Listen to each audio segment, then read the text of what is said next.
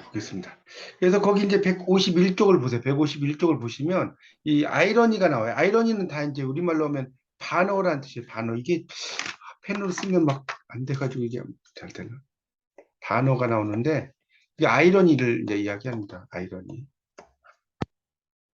아이러니가 이제 이게 반어를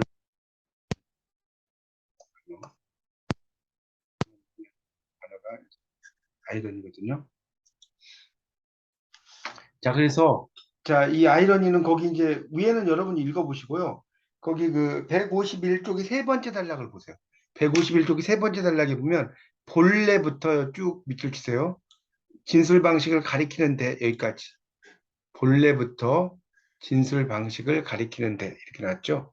그래서 이 아이러니의 어원인 에이로네이아 이렇게 나왔죠. 좀 말이 어렵죠. 이거는 에이론이라는 시극적 인물에 의한 진술 방식인데 여러분 이제 에이론 이런 거는 어디에서 나중에 배우시냐면요. 4학년 2학기로 이제 나중에 학년이 올라가면 한국 희곡론을 배우실 거예요. 한국 희곡론.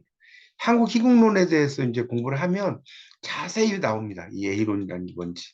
지금은 그냥 이 정도만 이해하시면 될 것 같고요. 그래서 이제 이 A론이라는 것에 의한 진술 방식인데 A론의 진술은 은폐하고요, 속이고요, 시치미를 떼고 이런 걸 이야기하는 거예요. 그래서 A론이 진술 전략을 사용하는 것은 알라존이라는 상대를 이기기 위해서다. 알라존은 A론에 비해 강하지만 자만심에 빠져요.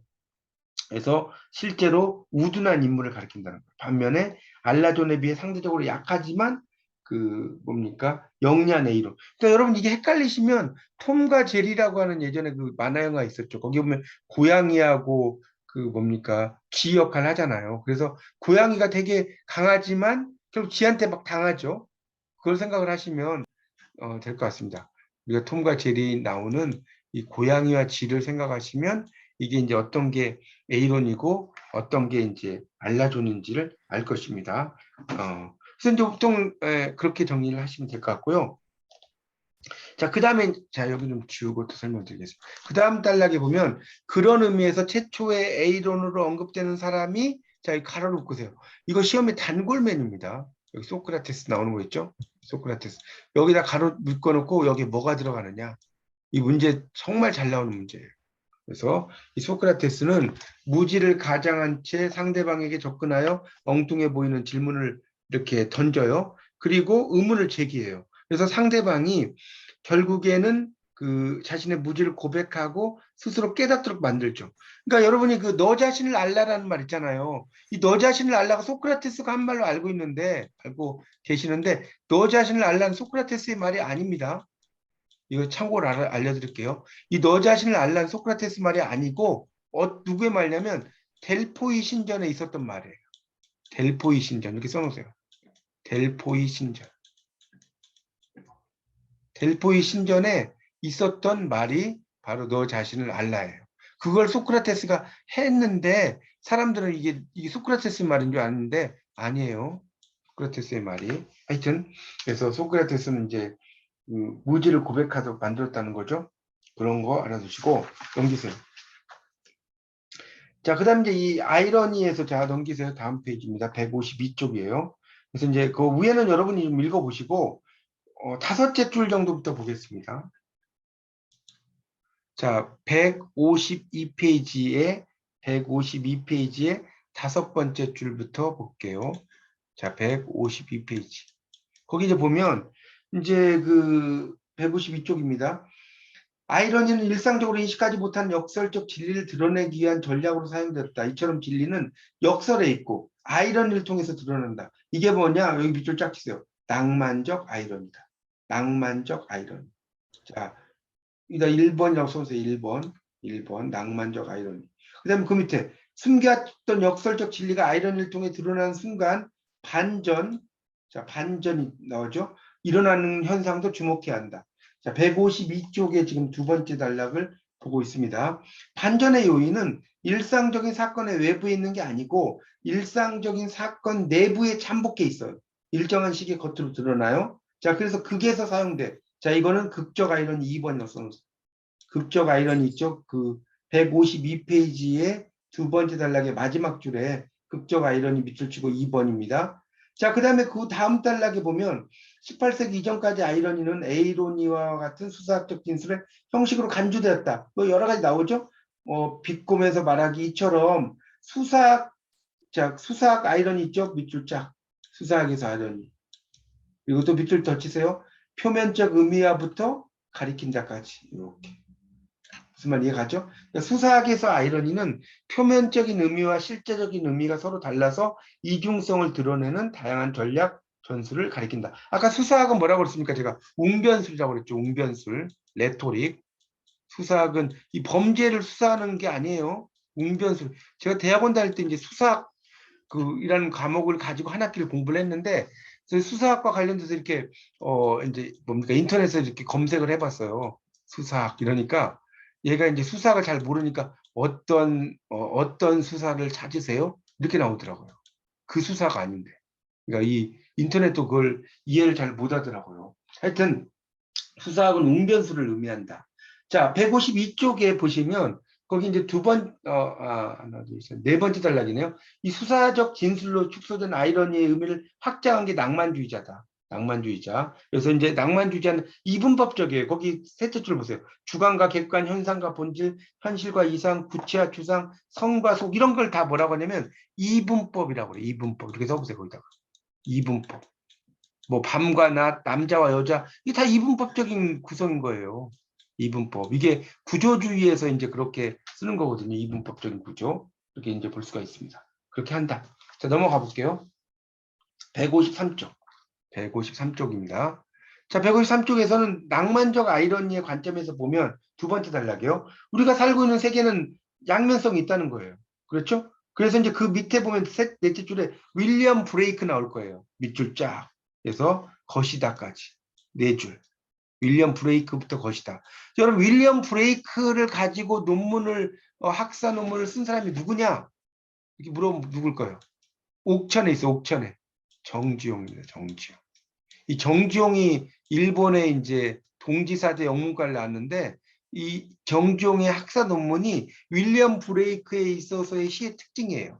그게 이제 정지용인데 이 윌리엄 브레이크는 조금 설명을 잠깐만 해드리면 여러분이 이 영문학에서 공부한 사람이니까 이 사람은 조각가이면서 시인이었는데 이 사람은 뭡니까 그 시 노래 자체가 Song of Innocence와 Song of Experience라고 해서 그러니까 순수의 노래, 하나는 순수의 노래를 이야기했고요. 순수의 노래.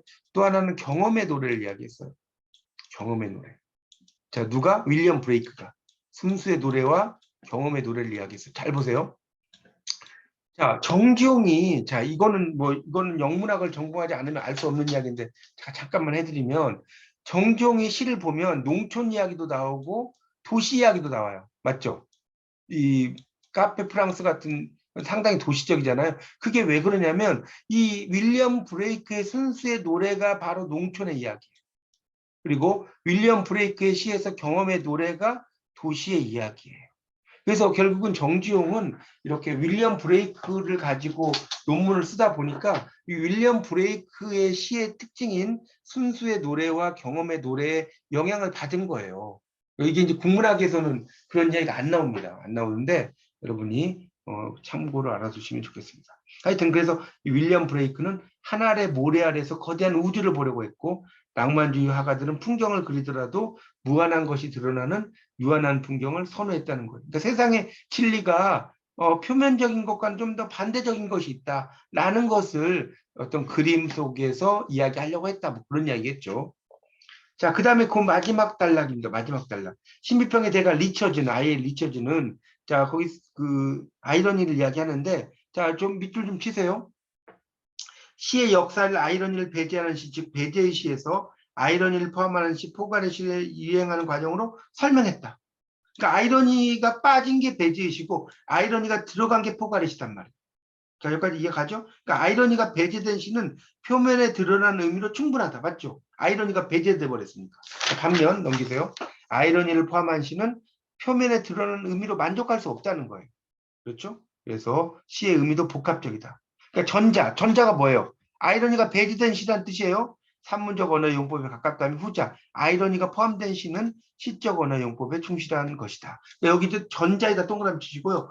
후자에다 동그라미 치세요. 이거 헷갈릴 수 있으니까. 자, 전자에다 이렇게 써놓으세요. 아이러니가 배제된 시. 이렇게 써놓으시고, 후자에다가는 뭐라고 하냐면, 아이러니가 포함된 시. 이건 말로 해도 되겠죠? 전자에다 뭐라고요? 아이러니가 배제된 시. 자, 후자에다 뭐라고요? 아이러니가 포함된 시. 이렇게 쓰면 여러분 이해가 훨씬 더 쉽습니다. 자, 이제 아이러니 유형으로 갈게요. 자, 첫 번째가 언어적 아이러니인데, 말 그대로 언어적 아이러니는 언어적인 상황을 이야기하는 거예요. 그래서 보세요. 말한 것과 실제로 의미하는 바가 다르게 진술된 방식. 자, 거기다 밑줄 치세요. 그게 언어적 아이러니입니다. 자, 여기서 시험 문제 뭐가 나오느냐? 이러이러한 아이러니는 무슨 아이러니인가? 이러이러한 아이러니는 무슨 아이러니? 이거 시험에 단골 메뉴예요.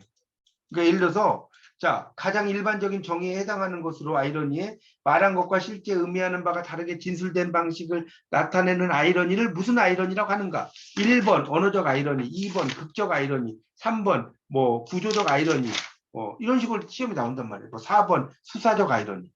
그러면 여러분은 언어적 아이러니를 택하시면 됩니다. 알겠죠? 그런 의미로 이제 보시면 돼요. 그러니까 우리가 대표적인 아이러니가 그거죠. 집에 갔는데 애들이 공부 안 하고 있으면 잘하는 짓이다. 그게 언어적 아이러니예요. 못한다는 소리예요. 못한다는 소리. 잘하는 짓이다라는 것. 그렇죠? 그렇게 이해하시면 되죠. 그래서 이제 그런 밑에 이제 김광규의 묘비명이라는 시도 보면 한 줄의 시는커녕 밑에 보세요. 단 한 권의 소설도 읽은 바 없이 그는 한평생을 행복하게 살며 많은 돈을 벌었고 높은 자리에 올라 이처럼 훌륭한 비석을 남겼다. 그리고 어느 유명한 문인이 그를 기리는 묘비명을 여기다 썼다. 비록 이 세상이 잿더미가 된다 해도 불의의 뜨거움 견디며 묘비가 살아남아 귀중한 사료가 될 것이니 역사는 도대체 무엇을 기록하며 시인은 어디에 무엇을 남길 것이냐. 이게 낫죠?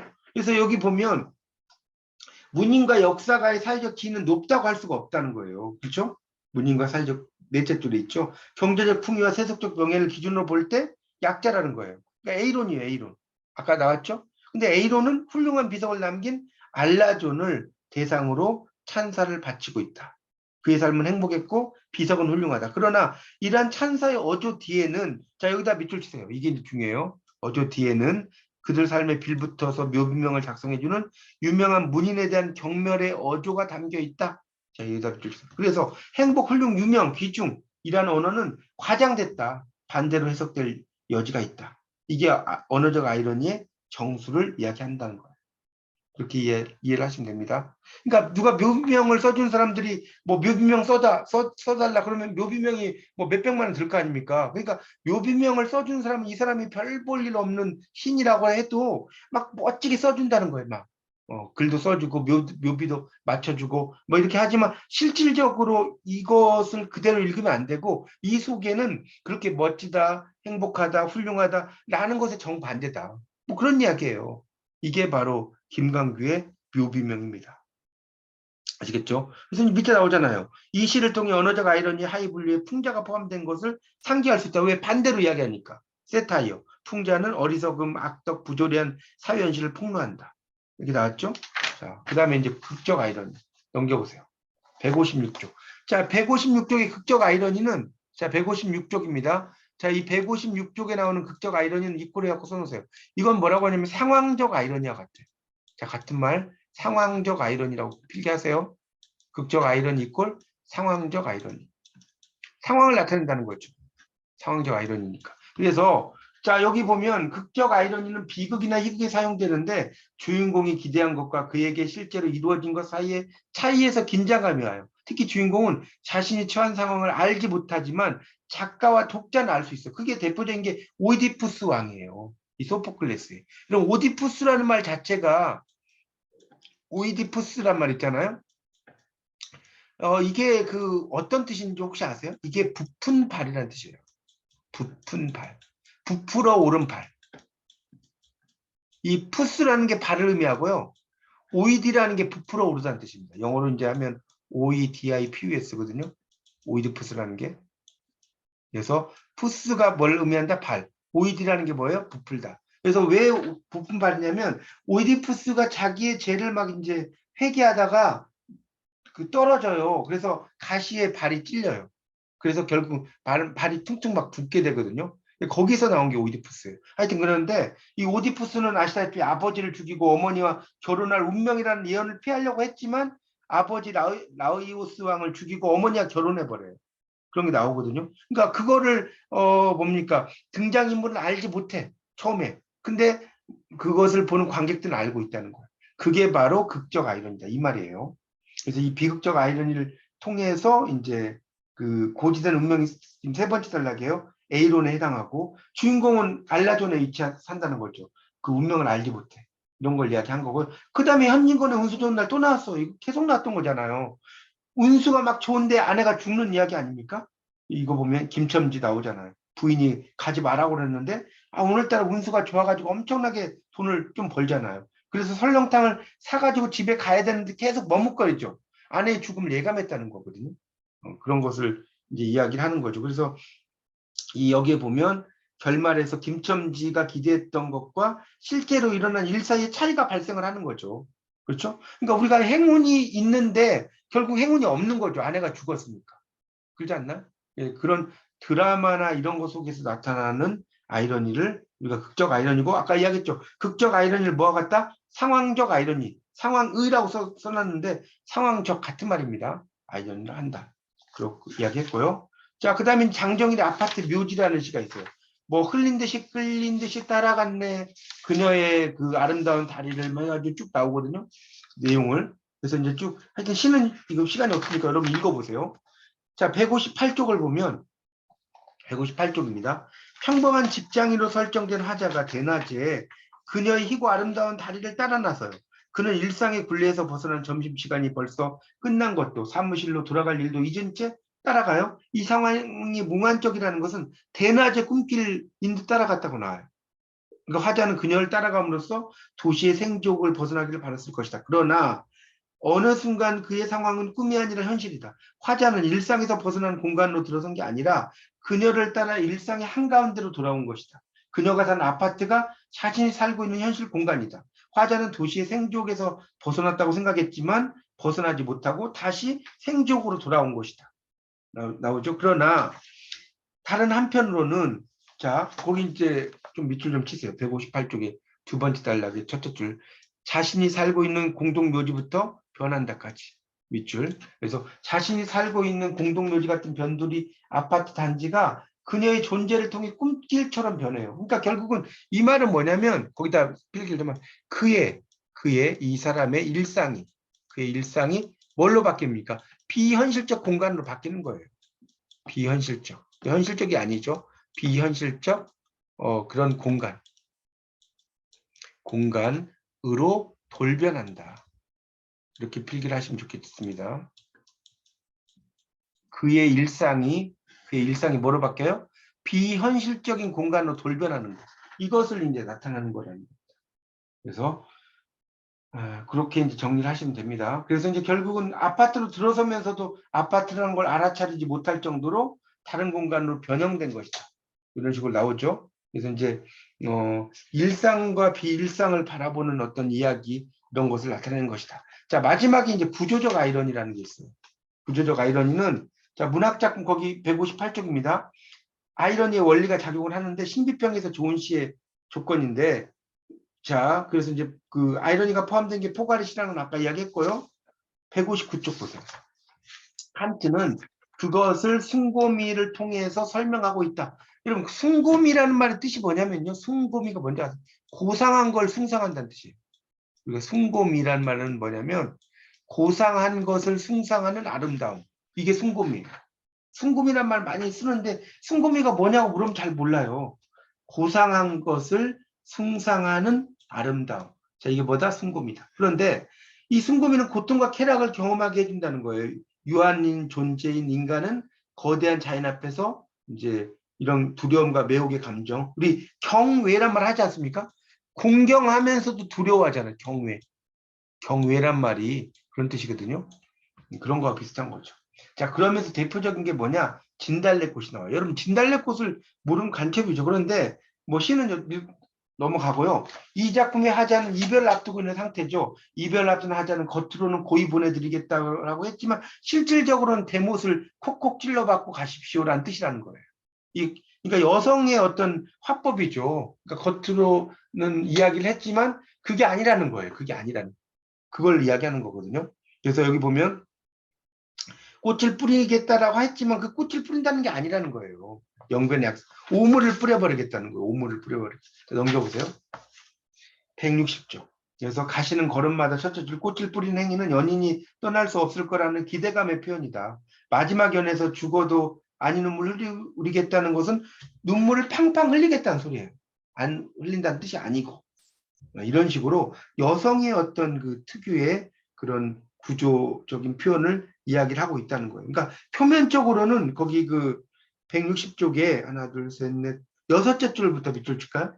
여섯째 줄부터 뭐라고 나오냐면 표면적으로는 거기서부터 끝에 화자가 이별의 상황을 수용하겠다는 의지를 표현했음에도 불구하고 그러한 의지를 표현하는 방식이 과장되면서 오히려 이별을 수용할 수 없는 상황이 강화되고 있는 것이다. 여기까지. 강화되고 있는 것이다. 그래서 대표적인 그것이 뭐냐면 구조적인 아이러니다라는 겁니다. 그렇게 정리를 하시면 됩니다. 자, 그래서 이제 아이러니와 역설은 뭐냐면 역설은 여러분 제가 여러 번 이야기했죠. 작은 거인. 겉으로 의미가 맞지 않는 게 역설이에요. 작은데 어떻게 고인입니까? 작은데. 고인이 안 되잖아요. 또 나는 아직 기다리고 있을 테요. 찬란한 슬픔의 봄. 찬란한 슬픔의 봄. 찬란한데 어떻게 슬픕니까? 예? 나는 아직 기다리고 있을 테요. 찬란한 슬픔의 봄을 이런 말 있지 않습니까? 고라니 비까지 있는 날씨에. 안 된다는 거죠. 이런 게 역설이에요. 그렇게 알면 됩니다. 아주 쉬워요. 그게 역설이다. 그렇죠? 그러니까 진술 자체가 모순이 되는 거예요. 진술 자체가 모순이 되는 거. 이것을 이제 그 역설이라고 이야기하는 겁니다. 자, 여러분 교재 그 161쪽입니다. 161쪽을 펴보세요. 161쪽에 그걸 보시면 그 위에 있는 건 뭐 별 영향가 없으니까 넘어가고요. 161쪽의 마지막 단락을 보겠습니다. 161쪽의 마지막 단락을 보세요. 거기 보면 휠라이트는 아이러니를 구분한 것과 마찬가지 역설을 두 가지로 했는데 하나가 표층적 역설이고요. 또 하나가 심층적 역설이 그런 말이 있을 거예요. 자, 그래서 이제 밑줄 치세요. 마지막 단락이 하나, 둘, 셋, 넷, 다섯째 줄에 표층적 역설은 수식어와 비수식어 사이에 발생하는 단순한 묘순적 표현을 가리키는 것이다. 형용 모순, 옥시모론이라고 해요. 산송장 이런 게 이제 대표적인 거라요. 산은 어떻게 송장입니까? 눈뜬 장님, 눈 뜨는데 어떻게 장님이에요? 자, 그다음에 또 시에선 소리 없는 아우성, 소리 없는데 어떻게 아우성이나? 찬란한 슬픔 이런 게 다 표층적 역설이다. 넘기세요. 자, 넘기세요. 자, 근데 심층적 역설은 뭐냐? 이제 밑줄 주세요. 162쪽. 162쪽 첫째 줄. 수사적 진술의 차원을 벗어나 시 전체 구조에 영향을 미치는 역설을 뭐라고 한다? 심층적 역설이라고 한다까지. 그러니까 심층적 역설은 다시, 그러니까 심층적 이렇게 써놓으세요. 심층적 역설에는 다시 존재론적 역설과 시적 역설로 나눠져요. 자, 제가 10만 썼는데 그냥 여러분은 심층적 역설이라고 쓰세요. 제가 지금 마우스로 쓰다 보니까 이게 잘 쓰기가 힘들어요. 그러니까 심층적 역설에는 존재론적 역설과 뭐가 나눠진다? 시적 역설로 나눠진다. 그냥 표층적 역설은 표층적 역설이고 겉보기에 나타나는 역설이고. 이해 갑니까? 이렇게 써놓으시면 더 좋겠죠. 역설이라고 쓰고 역설에는 표층적 역설이 있다. 그 다음에 심층적 역설이 있다. 근데 이 심층적 역설이 다시 존재론적인 역설과 시적인 역설로 나눠진다. 이렇게 여러분 역설을 이야기할 때 설명을 할 줄 아셔야 되고. 아시겠어요? 역설은 이렇게. 그러니까 다시 이제 존재론적 역설부터 보겠습니다. 다시 162쪽을 보세요. 162쪽. 자, 두 번째 줄 존재론적 역설과 시적 역설. 존재론적 역설은 종교적 진리를 비롯해서 초월적인 진리가 담겨져 있는 역설이에요. 그러니까 이게 뭐냐면, 자, 이거 지우고 쓸게요. 여러분 많이 들어본 얘기가 뭐냐면 색즉 시공, 공즉 시색. 한번 써보세요. 이게 존재론적 역설이에요. 색즉 시공, 공즉 시색. 들어보셨죠? 이게 뭐냐면 색이라는 것은 유의 세계, 유의 세계. 유의 세계가 곧 무의 세계예요. 무의 세계요. 무의 세계가 곧 유의 세계다. 이게 색즉 시공, 공즉 시색이 엄청나게 어려운 이야기예요. 보통 스님들이 절에 가가지고 색즉 시공, 공즉 시색의 뜻을 파악하려고 하시다가 돌아가셔요. 그러니 뭐 우리 같은 뭐 범인들은 뭐 잘 알겠습니까? 그렇지만 하여튼 이 역설이라고 하는 것은 그런 그 상당히 복잡한 의미가 있습니다. 그러니까 있는 것이 없는 거라는 거, 있는 것이 없는 거다. 없는 것이 있는 것이다.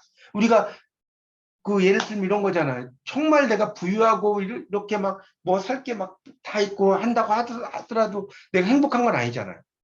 그렇지 않나요? 뭐 엄청나게 내가 막 재산이 막 뭐 10조가 있다, 100조가 있다 해서 또 행복한 건 아니에요. 그렇죠? 그러니까 있는 것이 또 없는 것일 수 있고 또 없다고 해서 또 불행을 느끼는 것만도 아니죠. 스님들은 정말 최소한의 것을 가지고 이렇게 드시고 식사하고 옷도 입고 뭐 이러지만 그들의 행복이 또 우리가 느끼는 행복보다 더 클 수가 있단 말이에요. 이야기는 복잡하지만 하여튼 그런 걸 뭐라고 한다? 존재론적 역설이라고 한다. 자, 그 다음에 시적 역설. 자, 시적 역설을 이제 볼게요. 이제 그 지금 162쪽 보고 있습니다. 그래서 역설적 진리가 부분적인 시행에서만 발견되는 게 아니라 존재론적 역설. 자, 타고남은 제가 기름이 됩니다. 알 수 없어요 나와요. 이게 시적 진술이에요. 그럼 타고남은 제가 어떻게 기름이 됩니까? 말도 안 되는 이야기지. 그렇죠? 불교적 상상력을 통해서 이야기하는 거다. 자, 시적 역설은 그 밑에입니다. 시 전체 구조가 역설을 통해서 진리에 도달한다는 거. 여러분 대표적인 게 뭐냐면 그 김소월의 시에 먼 훗날에 먼 후에 먼 훗날 당신이 찾으시면 그때 내 말이 잊었노라. 여러분 이게 보세요. 이게 너무나 재밌는 게 뭐냐면 먼 훗날 당신이 찾으시면 그때 내 말이 잊었노라. 이게 말이 될까요? 예, 잊었노라가 말이 돼요? 먼 훗날 당신이 나를 찾았어요. 그러면 그때 내 말은 잊었노라가 되냐고요. 이게 왜 그러냐면 먼 훗날인 게 미래란 말이에요. 미래. 미래이기 때문에 미래를 의미할 때는 이제 잊을 것이다라든가 이런 식으로 써야 돼요. 미래를 이야기했는데 과거를 써놨잖아요. 당신이 나무라면 무척 그리다가 잊었노라. 그래도 당신이 나무리면 믿기지 않아서 잊었노라. 오늘 또 어제도 아니 있고 먼 훗날 그때 잊었노라. 먼 훗날 그때 잊었노라가 말이 되냐고요. 과거에 잊었노라지. 그렇지만 이게 아주 멋진 시예요. 김수월의 이 시가 짧지만 멋진 시죠. 자, 오른쪽 163쪽. 그래서 이 시에서 먼 훗날 잊었노라라는 진술이 모순을 이룬다. 미래에 발생할 일을 아까 설명했죠? 과거로 표현했다는 거. 표면적으로 시의 화자는 현재는 당신을 잊고 있지 않지만 여기다 밑줄 주세요. 표면적으로. 거기 지금 163쪽에 둘째 줄부터 쭉 밑줄 치세요. 잊을 거라고 말한다. 또한 그것도 아마도 당신을 잊을 거라는 추정을 해보면 작품이 아직 오지 않은 미래 시점에서 과거를 되돌아가는 방식으로 서술된 것임을 알 수 있다까지. 자, 밑줄 쫙 주면서. 그러니까 미래에 발생할 일을 과거에 발생한 것처럼 말하는 거예요. 잊었노라. 기정사실이 아니라 추측과 가정에 기반한 진술일 뿐이다. 잊었노라라는 것은. 그렇죠? 참 재밌는 시예요. 그러니까 미래를 썼는데 과거를 막 등장시키는 그런 시라는 거예요. 그러니까 이제 이중적 시점이라는 것이고, 자, 마지막 단락 163쪽. 이 시에서 내가 잊지 않고 있는 현재 시점에서는 당신이 부재해. 없어. 당신이 찾아오게 될 미래 시점에서는 당신에 대한 기억이 부재한 상황이라는 거예요. 없다는 거죠. 당신이 부재한 동안에 당신을 기억하고 있겠지만 당신이 찾아오면 이미 망각했을 것이라는 자체가 역설이라는 거예요. 당신에 대한 만남과 기억이 양립할 수가 없다는 거예요. 당신에 대한 만남과 당신에 대한 기억이. 그래서 이 작품의 의미는 모순된다. 하나는 언젠가 찾아오겠지만 그때는 잊었을 것이다. 다른 하나는 언젠가 당신이 찾아오겠지만 그때까지 당신을 잊지 않고 기다리겠다라는 진술이다.